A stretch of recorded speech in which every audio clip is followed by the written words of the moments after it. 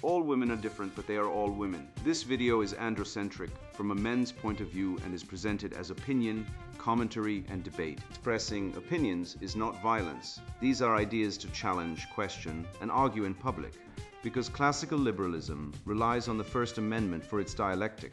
If you are a feminist, then consider this. If patriarchy truly existed as claimed, feminism could not.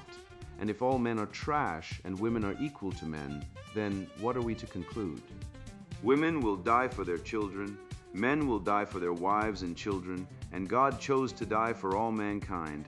Authority rolls up with responsibility. If this framing of facts offends you, click off to a cute cat video. Proceeding further will expose you to gamma bias and criticism directed at ideas, claims, institutions, not at any individual's virtue or dignity.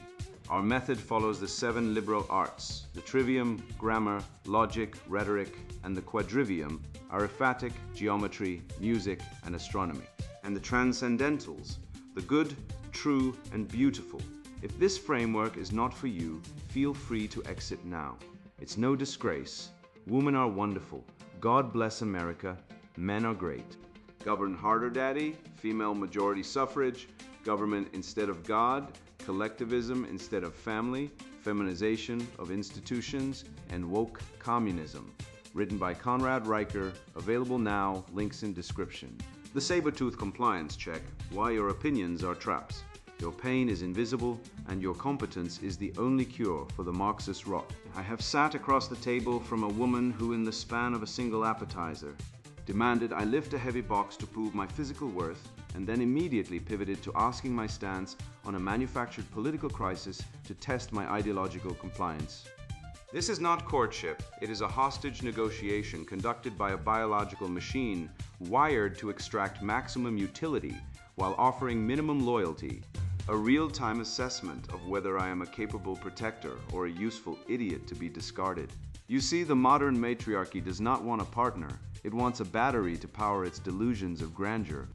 And when you run dry, when the divorce court strips you of your assets and the state cuts off your access to your children, you are thrown on the scrap heap of toxic masculinity, with the millions of boys abused in silence, while the media screams about the plight of the oppressor. We are told that men are obsolete, that the state can replace the father and the corporation can replace the husband. Yet every time the power flickers or the tire goes flat, the instinct returns. She looks to you to govern the chaos. This commodification of dissent, where corporations sell you the rope to hang yourself with rainbow flags, is merely the logical endpoint of an ideology that views competence as a hate crime and hierarchy as a sin. They want you to believe that your willingness to endure their fake emergencies, the hysterical panics over climate change or social slights, is a measure of your moral character, but it is actually a measure of your submission to a reality that does not exist. We must weaponize the trivium to dismantle this illusion, to use grammar to define that a man is not a woman, logic to prove that equality of outcome is a mathematical impossibility, and rhetoric to laugh in the face of the woke mob, demanding your apology for breathing. The truth is that Western civilization was built on the backs of men who said no to the tyrant. And if we wish to survive this age of woke communism, we must rediscover the courage to say it again, to reject the gynocentric empathy gap that leaves our sons bleeding in the gutter while our daughters are taught to victimize themselves, the siege of the soul, evolutionary shit tests, and the utility crisis. The candlelight flickered against the expensive wine she ordered before I even sat down, a subtle prelude to the financial extraction to come. But it was the sudden shift in her tone that alerted me to the real danger. She leaned in, dropping her voice to that conspiratorial whisper designed to manufacture intimacy out of thin air, and popped the question, "So what are your thoughts on the current political climate?" It wasn't an invitation to exchange ideas. It was a litmus test, a biological tripwire stretched across the appetizers.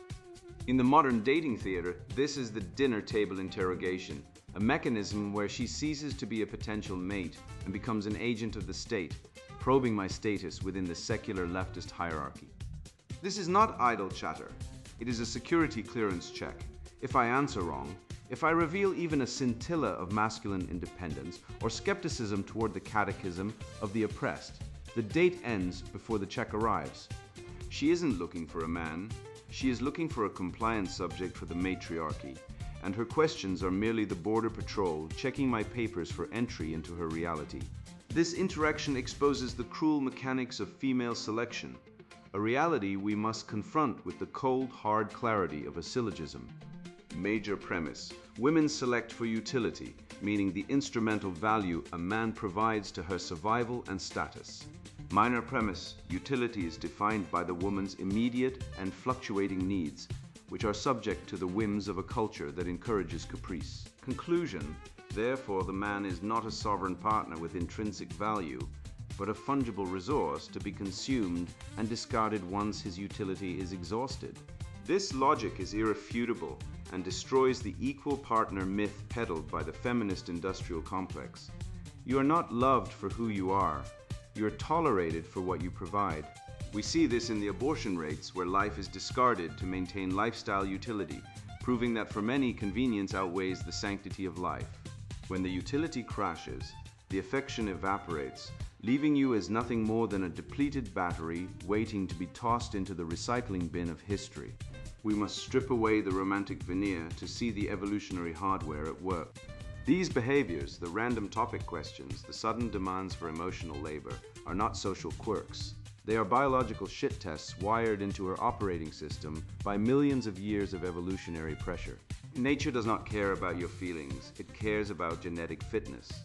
A woman is biologically wired to probe for weakness because a weak male in the ancestral environment meant death for her offspring. When she creates a drama out of nothing, she is stress testing your frame to see if you crumble. It is hypergamy in its crudest form, a relentless search for the high-status male who can navigate chaos without flinching. If you apologize, if you plead, if you seek to understand her irrationality, you fail the test. You reveal yourself as prey, and the statistics on paternity fraud, rates that hover in the double digits depending on the demographic, show that when the utility test fails or the fitness test is passed elsewhere, the contractual obligation of the relationship is often biologically subverted. Specifically, the trap of asking his opinion serves a darker function than mere curiosity. It is a compliance check, a dog whistle for ideological conformity. Imagine you are asked for your view on a complex social issue. If you answer with a unique, reasoned thought drawn from your own faculties, you fail. You have failed because you revealed a dangerous capacity for independent thought, which poses a threat to the collective security she seeks. The only correct answer is the one that mirrors the fashionable lies of the day, the approved talking points of the cathedral. The man who parrots the narrative is permitted entry into the relationship, but the man who speaks the truth is exiled. This is the essence of the opinion trap. It is a filter to ensure that only men who have submitted to the emasculation protocol are allowed to procreate, filtering out the red-pilled men who see the strings. This brings us to the nice guy, a term spat at men with such venom by the leftist establishment. Yet these men are not entitled, they are simply victims of a breach of contract. We were sold a lie of meritocratic romance, that kindness, virtue, and provision would be met with loyalty and love.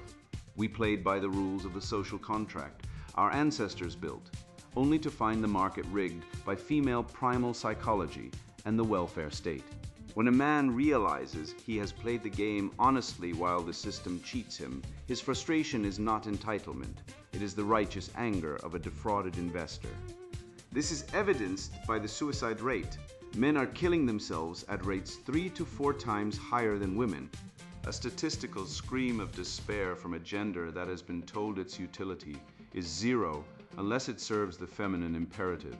The pathology lies not in the man who expected a return on his investment of soul and labor, but in a society that incentivizes women to discard the providers for the exciting cads, leaving the nice guy to pay the taxes for children that aren't his. Even in the physical realm, the utility crisis manifests.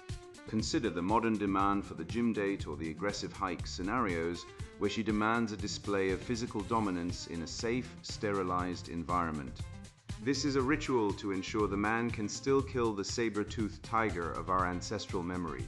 even though the only tiger she faces is the threat of a rude barista. She is subconsciously searching for genetic fitness and the capacity for violence, specifically the protective violence she lacks. She needs to know that if the walls of civilization crumble, you have the raw power to defend her against the barbarians.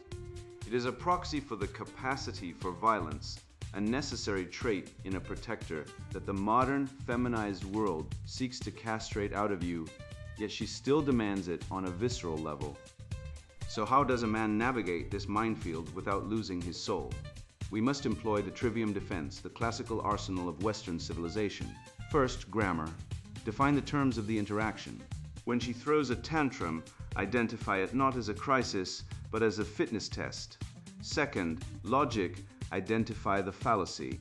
Recognize that her emotional outburst is a non sequitur to reality and requires no logical defense, only dismissal of the premise. Third, rhetoric. Respond with amusement rather than anger. When she tests you, do not engage with her emotionally. Laugh at the absurdity of the attempt. Do not try to win the argument, win the frame. By mastering these tools, you reclaim your masculine sovereignty, turning her evolutionary shit-deaths into opportunities to demonstrate your unshakable dominance, protecting your mind from the siege of the soul. This betrayal strikes at the very fulcrum of our future, initiating a war that begins not in the workplace, but in the cradle. The bureaucratic state, having seized the monopoly on provision and protection, now views the male child not as a builder of civilization, but as a pathological anomaly to be re-engineered. We must trace the line from the ancient expectation of sacrifice to the modern chemical subjugation of the spirited youth, exposing the mechanisms of this abuse to forge a remedy in the iron of Stoic truth. The specter of disposability, ignoring the male child and the abuse narrative. History remembers the builders, the breakers of stone, and the bleeders in the trenches, yet conveniently forgets the silent contract inked in blood, male utility in exchange for posthumous glory and familial provision. We built the Parthenon and the Pentagon, laying down our lives like bricks in a wall so that others could live comfortably behind them. This was the historical bargain of the West, a gritty exchange where disposability was the price of the social contract, a contract that has been unilaterally shredded by the modern bureaucratic state. Today, the state demands the sacrifice, the taxes, the labor, the compliance, but has reneged on the payment.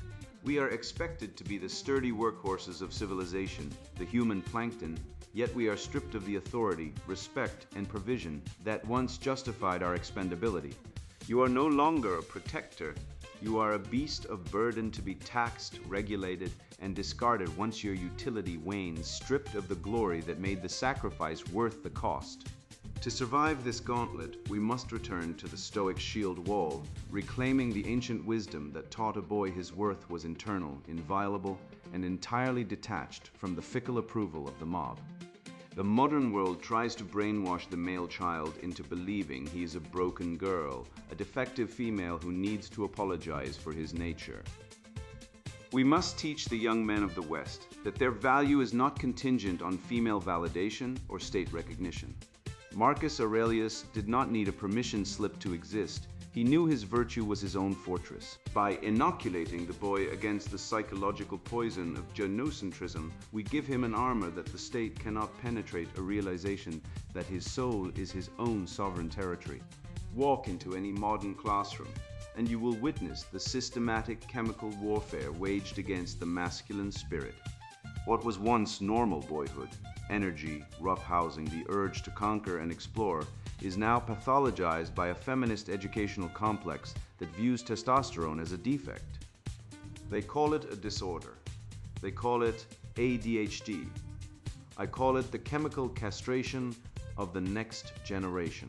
They dose these vibrant young warriors with Ritalin and Adderall to turn them into compliant, docile little workers, fitting them into a bureaucratic mold designed for girls.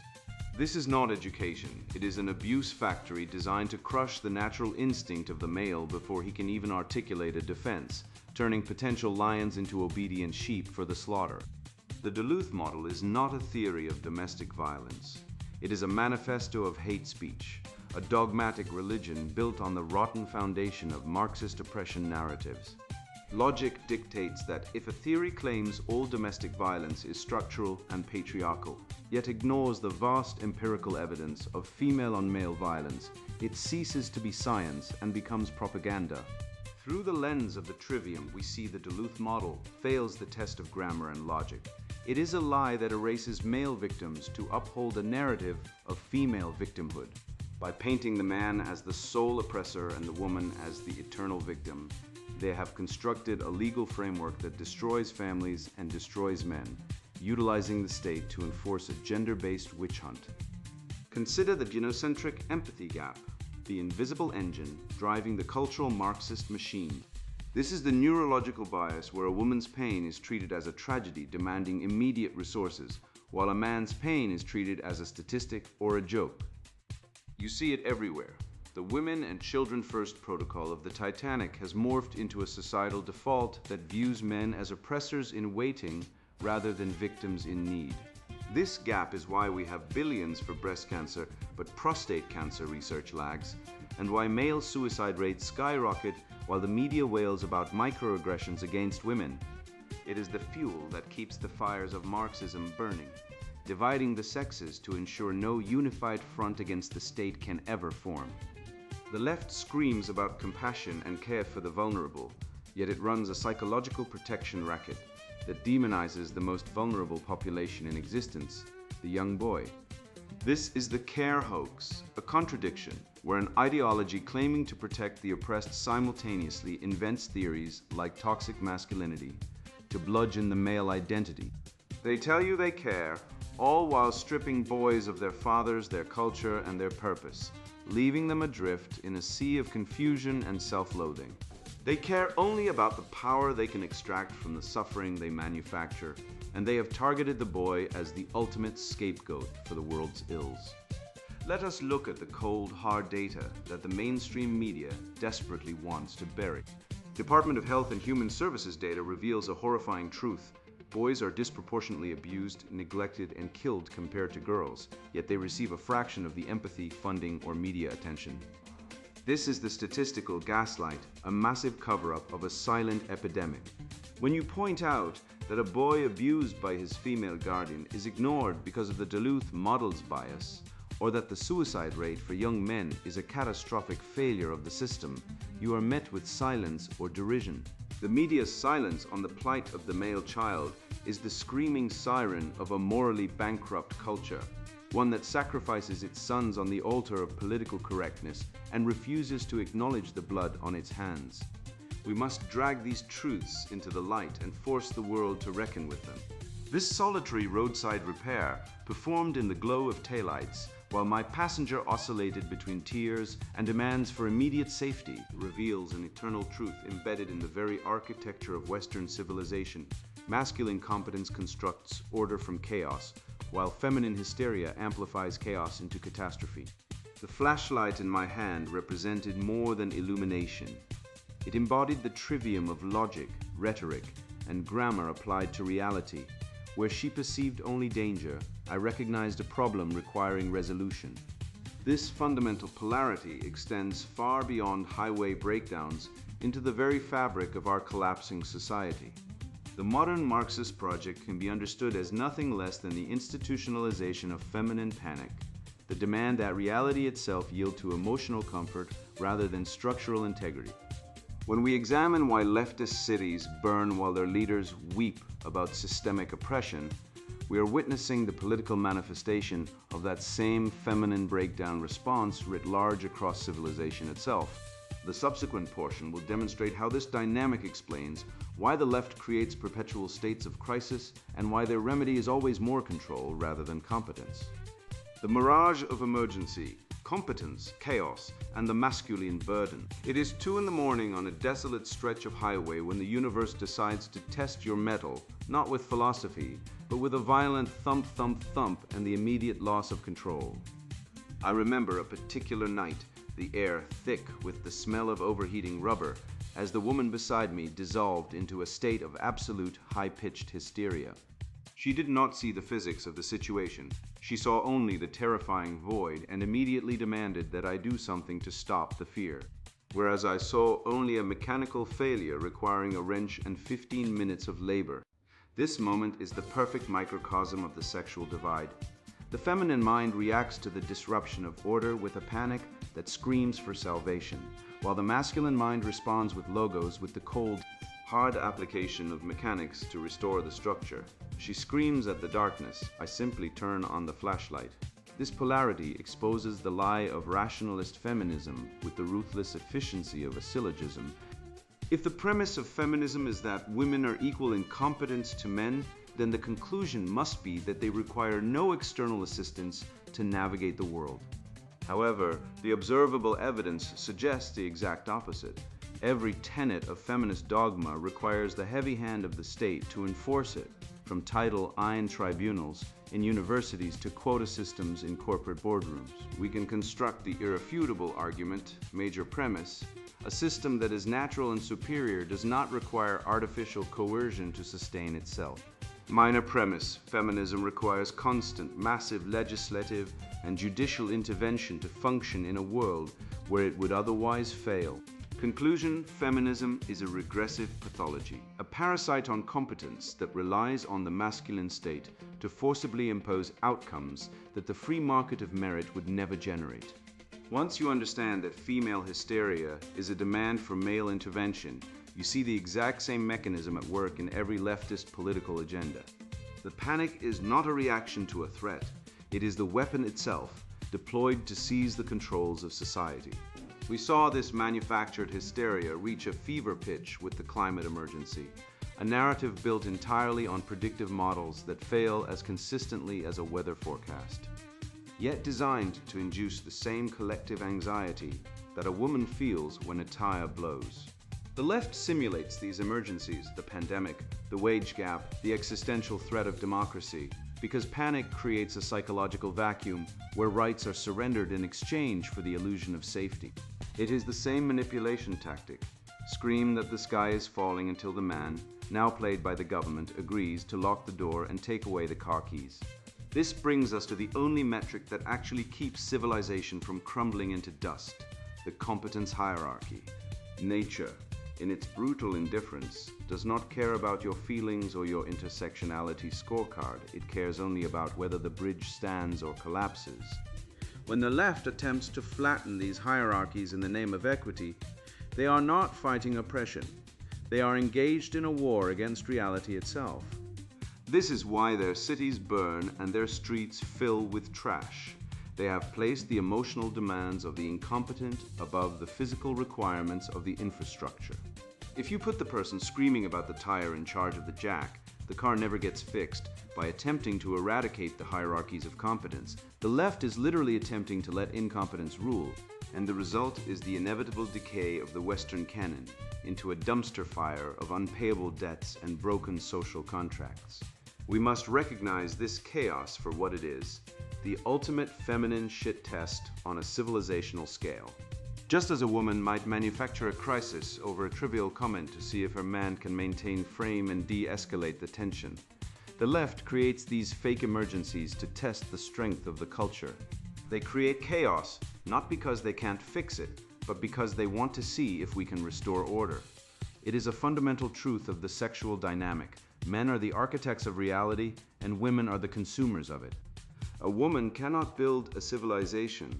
She can only inhabit the one men have built and critique the drapes. By constantly inventing new existential threats, the system is subjecting the productive male population to a never-ending stress test, hoping we will eventually break and submit to the government daddy rather than fixing the problem ourselves.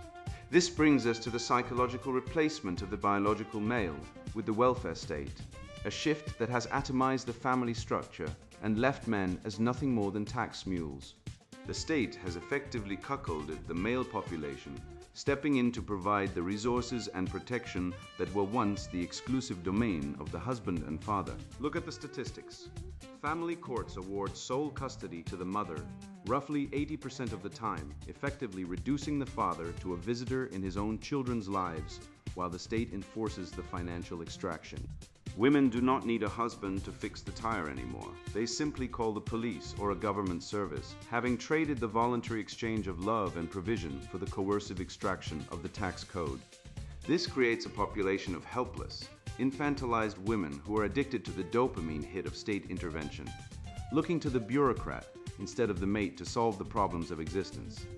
The only remedy for this descent into chaos is the reclamation of the masculine burden through the mastery of the trivium. In the face of the screaming lady and the burning society, the man must employ logic to assess the emergency, stripping away the emotional overlay to see the mechanical truth of the failure. He must use grammar to issue the necessary commands, the stay, calm down, and hand me the iron that reasserts order over hysteria. Finally, he must wield rhetoric to soothe the collective panic, to speak the beautiful lie that everything will be fine because he is in control. This is the essence of the govern harder dynamic, the masculine imposition of will upon the chaos. When the tire blows and the world panics, you do not ask for a committee report, you simply get to work. We must be the ones to turn on the flashlight, jack up the car, and tighten the lug nuts. Because if we leave it to the hysterics or the state, we will simply sit in the dark until we die. I see the puppet strings attached to the boardrooms, but I must drag your gaze to the even filthier reality beneath them. The rebellion itself is a product. This uprising is not a war for the oppressed, but a tantrum of the useless against the useful, a slave morality where the deformed attempt to legislate beauty out of existence. Do not be fooled by the theater. They are not bowing to the mob. They are feeding it manufactured outrage to keep it distracted, while the merchants of Babylon sell us the rope to hang ourselves with. The fetish of dissent, corporate wokeism, and the hollow rebellion. The balance sheet is the only scripture the corporation worships, and lately, that scripture has been rewritten by the state. We are told to believe that billion-dollar entities, cold-blooded profit-maximizing machines, suddenly developed a conscience for social justice. This is a fairy tale for the simple-minded, a fabrication to hide the ugly truth of our capture. Consider the irrefutable syllogism of the market. Major premise: the corporation exists solely to generate profit for the shareholder. Minor premise: woke cultural stances consistently alienate the core customer base and lose money on the bottom line. Conclusion: therefore, these corporations are not adopting progressive ideology out of moral goodness, but to secure regulatory favor and avoid the crushing hand of the state. They are not private entities. They are the enforcement arms of a bloated, totalitarian government apparatus. When a bank freezes your account because you tweeted a meme, or a tech giant censors your speech for misinformation, they aren't being social justice warriors. They are executing the will of their political masters to keep their charter and their stock options safe. This brings us to the nature of this so-called rebellion, a farce played out on the national stage by the incompetent against the excellent. Look closely at the faces screaming for equity on your television screens and in the HR meetings. This is not a war of the oppressed against the oppressor. It is a revolt of the ugly against the beautiful, of the mediocre against the capable, of the barren against the fruitful. It is the ultimate manifestation of the evolutionary biology of the weak. Recognizing they cannot conquer the strong through merit or intellect, the weak seek to invert the natural hierarchy using the state as a bludgeon. They dress up their jealousy as justice and their biological inadequacy as systemic oppression. It is a collective tantrum from those who failed the test of natural selection, demanding the referee change the rules of the game because they lack the speed and strength to compete. It is slave morality in its purest form, a poison that seeks to drag the eagle down to the level of the slug so the slug can feel like a predator. Rainbow flags fluttering above corporate offices might suggest commitment to civil rights, but that's a deception. These symbols serve as protective barriers against federal oversight and public pressure. Corporate displays of social consciousness function primarily as financial safeguards, expensive insurance policies shielding against discrimination lawsuits and regulatory penalties that could otherwise lead to bankruptcy. Environmental, social, and governance ratings don't reflect ethical principles. They operate as compliance measures for an emerging ideological regime. Diversity executives exist not to improve workplace culture or encourage creativity, but to ensure organizations pay homage to prevailing social doctrines. This represents a business expense in a society where submission to false narratives has become the dominant form of exchange. We are witnessing the economic fulfillment of the revelation of John. I look at the modern marketplace, and I see the whore of Babylon drunk on the blood of the saints, trading in the bodies and souls of men. It is a deceptive web of buying and selling lies. The truth is watered down, pasteurized, and sold back to us in plastic bottles for a premium. The corporations have become the merchants of the void, selling you a simulacrum of meaning while they hollow out the culture from the inside. They do not care about the marginalized or the working man. They care only that you buy the lie, because the lie keeps the machine running and the shareholders wealthy. They have replaced the divine with the dollar and the dollar with the diversity score, a triad of deception that would make a Babylonian king blush. Consider the absurdity of Ben and Jerry's or Nike, peddling Marxist aesthetics to the very useful idiots they oppress. It is a snake eating its own tail, selling the rope to hang itself. The irony is lost on the consumer, who wears the Che Guevara t-shirt made by a 12-year-old in a sweatshop and thinks he is sticking it to the man. The corporation has commodified your dissent, packaged it, and sold it back to you at a 500% markup. They have monetized the revolution, turning your rebellion into a mere lifestyle choice, a flavor of the week to be consumed and forgotten before the next quarterly earnings call. This is the magic trick of the age. They sell you the illusion of resistance while you are shackled to their supply chain, a slave who thinks he is a revolutionary because he bought the right sneaker. Beware, for the beast is adaptive and seeks to consume all. It sees the manosphere waking up and it seeks to commodify us next. The red pill is in danger of becoming a product, a t-shirt, a Patreon subscription, stripped of its philosophical transcendental power.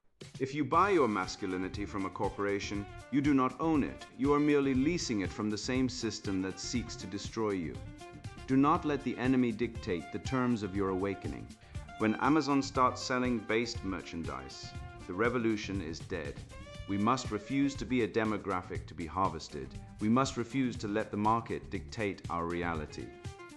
The truth is not a commodity, it is a weapon, and we must wield it ourselves, unsold and uncorrupted. So what is the remedy?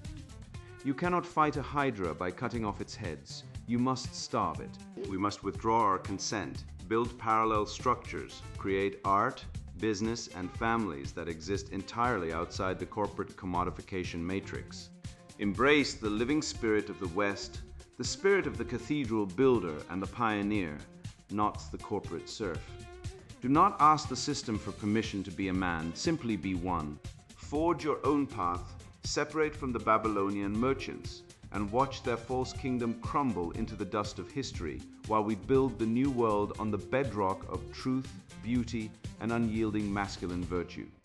You have seen the code of the matrix, and now you cannot unsee the grotesque machinery grinding men into dust.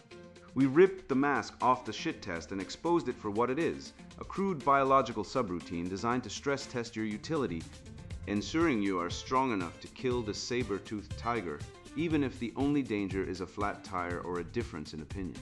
You watched as the state positions itself as the ultimate alpha male, replacing you with a welfare check and a police officer, stripping you of your divine purpose to protect and provide. We witnessed the boy left behind in the ditch of history, his abuse ignored by a culture that weeps for fictional oppression, while the male suicide rate spikes in a silent scream of agony. The facts are undeniable, from the family court slaughterhouse that turns fathers into visitors to the corporate whores selling you a fake rebellion to keep you sedated. I have handed you the keys to the trivium, the ancient armor against the modern dragons of cultural Marxism. You now know that when she simulates a fake emergency, she is begging you to govern harder, to impose order on her chaos, and that your competence is the only thing holding back the entropy of the universe. Do not let this truth sit idle. Use it to deprogram the blue-pilled zombies around you, to laugh in the face of the woke corporate lies, and to build a life where your value is internal and inviolable. You are the inheritor of the greatest civilization the world has ever known, a bastion of reason and strength.